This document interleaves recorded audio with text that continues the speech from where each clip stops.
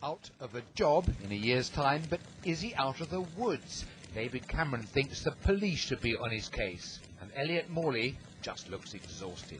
I don't wish to contest this seat in the next election. This is my choice after discussing this with my family and my constituency party officers.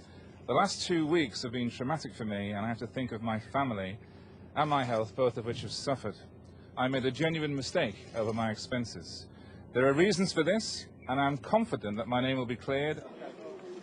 But he wants to pick up his salary and expenses till the next election, as well as a payoff of nearly £65,000. Not good enough, say his enemies.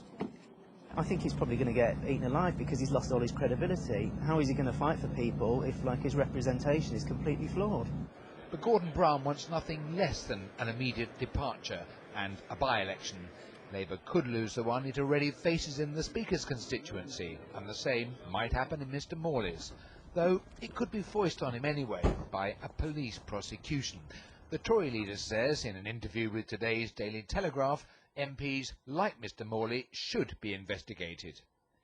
If people have actually broken the law in claiming expenses, like mortgage payments for mortgages that didn't exist, he says, should they be subject to the full force of the law? Yes, of course they should. Though he knows plenty on his own side could also attract the attention of the authorities.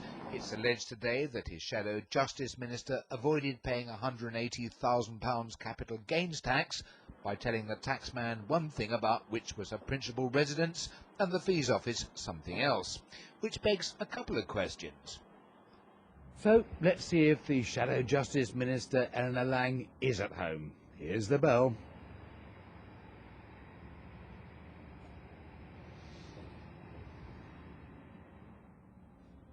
Doesn't look like it. No Eleanor Lang, no justice.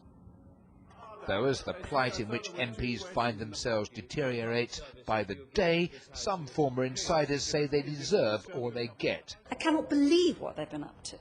And I think out there people are really very angry, not least because there's a big recession on. They're having to pay their taxes, they're having to struggle to pay their mortgages, and they find the MPs don't even know what the cost of groceries are. However, looks like a lot of them will find out sooner than they thought. Peter Spencer, Sky News, Westminster.